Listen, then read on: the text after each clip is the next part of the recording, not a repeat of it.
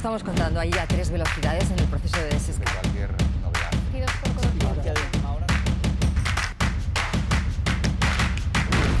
Vamos ya con esas medidas concretas que ha anunciado hoy la Comunidad de Madrid. Las restricciones se amplían, como estamos contando, a otras 8 áreas de salud.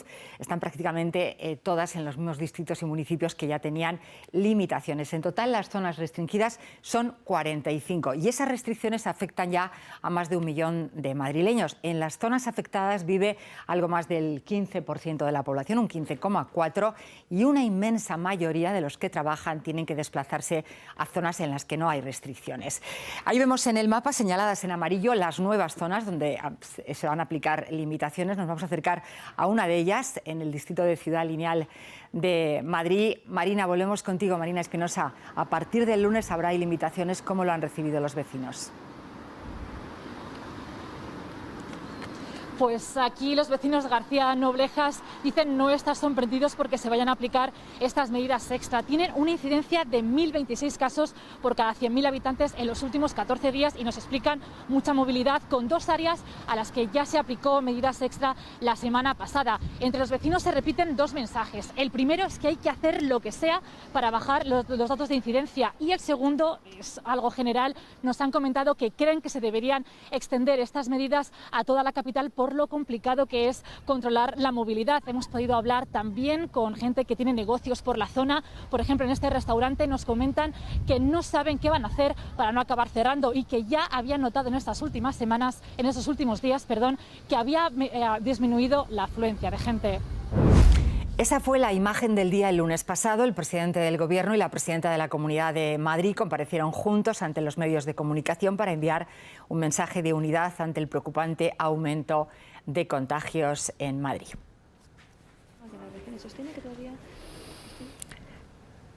Pero esa tregua política no ha durado ni 5 días, una tregua que escenificaron Pedro Sánchez e Isabel Díaz Ayuso en la Puerta del Sol, que hoy, como decimos, prácticamente ha saltado por los aires. Moncloa ha convocado una rueda de prensa esta misma mañana a la hora a la que ya estaba prevista la del Gobierno regional, las 12 a mediodía. En esas ruedas de prensa han quedado en evidencia sus diferencias sobre las medidas a tomar en Madrid. Nos vamos primero a la Puerta del Sol. Esther Moreno, ¿cuáles son los argumentos de la Consejería de Sanidad?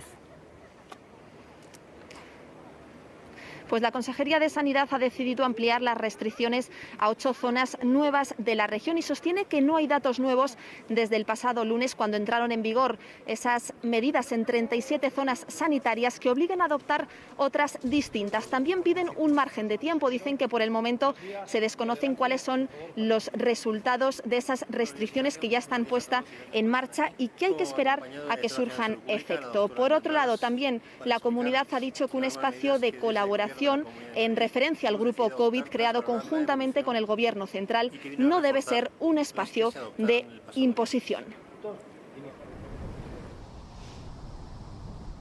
En una comparecencia que no estaba prevista, el Gobierno central ha querido trasladar su disconformidad con el plan que se estaba anunciando en esos instantes, en esos mismos momentos, desde la Consejería de Sanidad.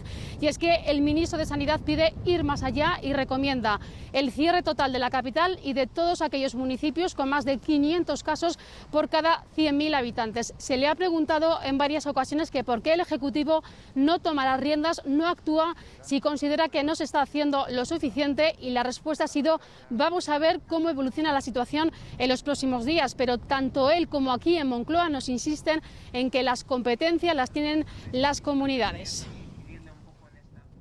Antes de que... Sanidad acaba de notificar 12.272 nuevos casos de coronavirus, 4.122 de ellos diagnosticados en las últimas 24 horas. El número total de casos se sitúa en 716.481. El departamento que dirige Salvador Illa ha notificado 120 muertes más por coronavirus, 475 en la última semana. La cifra global de fallecidos en España se eleva ya, según los datos de Sanidad, a 31.232. Lo que para muchos es una incógnita, para las autoridades sanitarias italianas tiene que ver con el respeto a las normas, protocolos estrictos y prevención.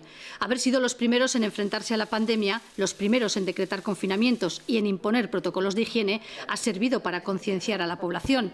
Pero si los datos se descontrolan, decía hoy el viceministro de la Salud, si se llega a 10 o 15.000 casos diarios hay que pensar en nuevos confinamientos. Y si debe pensar forse a un lockdown o una chiusura o qualcosa. Porque aquí sigue vigente el estado de emergencia. Pero también es una cuestión de inversiones. La Administración lleva gastados 5.000 millones en luchar contra la pandemia. Se ha reforzado el personal médico con más de 20.000 contratos y han doblado las camas UCI. Y quizás porque sus datos son mejores, las autoridades italianas se resisten a adoptar una medida que ya tomaron hace tiempo otros países europeos: obligar al uso de la mascarilla en espacios abiertos, por concurridos que estén. Algunas regiones, en Campania o en el centro de Génova, ya es obligatorio desde ayer, pero de nada sirve, decía el segundo del Ministerio de Salud, si se usa mal, por debajo de la barbilla o sin cubrir la nariz. Hace falta una labor educativa. Por eso también han puesto el acento en los rastreos y así el 35% de los positivos que se detectan es gracias a los rastreadores, lo que evita que muchos lleguen a los hospitales. Vamos a París. Los dos presuntos autores del ataque se han dado a la fuga. Ese ataque que les venimos contando con arma blanca. Están siendo buscados, al parecer, aunque algunos medios de comunicación, Almudena dice que al menos uno de ellos podría estar detenido. Pero todavía confusión, ¿no, Almudena?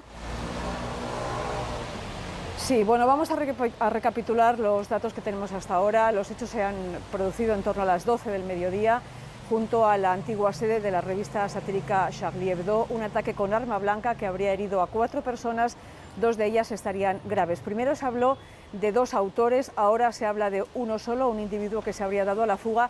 También efectivamente se ha comentado que hay un detenido, pero todavía no sabemos si ese detenido sospechoso ha sido el autor de los hechos. La policía ha acordonado la zona y también se está diciendo que habrían encontrado un paquete sospechoso que se estaría analizando en estos momentos. El propio primer ministro, Jean Castex, ha salido públicamente para confirmar que están pendientes de todo lo ocurrido y que se ha organizado una célula de crisis en el Ministerio del Interior para evaluar la situación.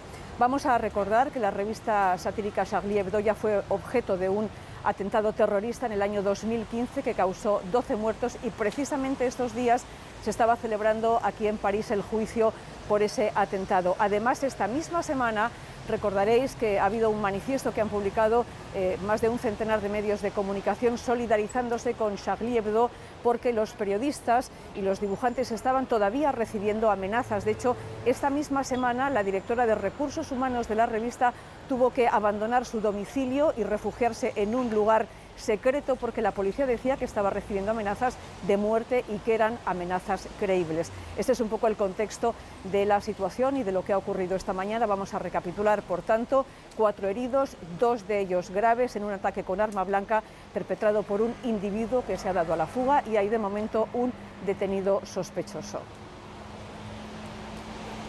Almudena, estamos muy pendientes de lo que está ocurriendo en París. Como decía nuestra compañera, hay 4 heridos por arma blanca, confusión todavía.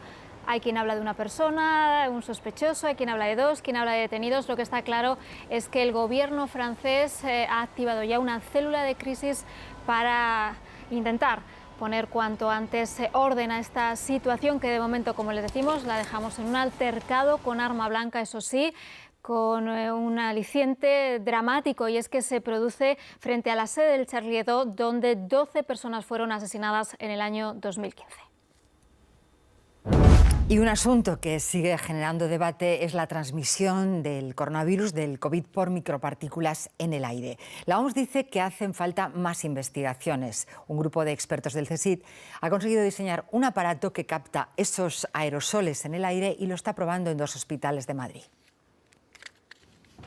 No hay duda de que el coronavirus se contagia a través de gotículas que expulsamos, por ejemplo, al toser o estornudar, pero la comunidad científica sigue dándole vueltas al papel que juegan en la transmisión partículas aún más pequeñas, los aerosoles, que se producen simplemente al hablar y que, dicen los expertos, pueden estar hasta 10 horas suspendidos en el aire. En este laboratorio del CSIC están en ello.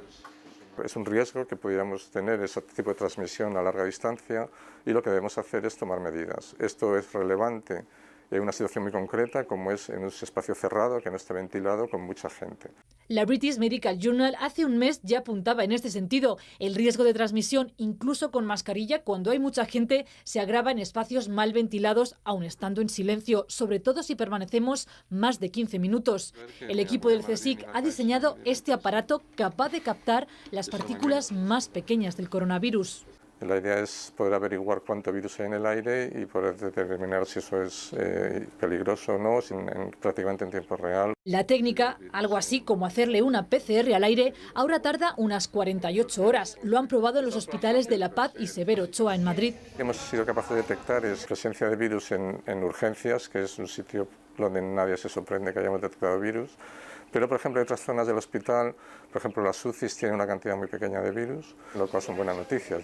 El objetivo, llevarlo a otros espacios cerrados y concurridos, bares, restaurantes, transporte público, podría ser una realidad en menos de un año.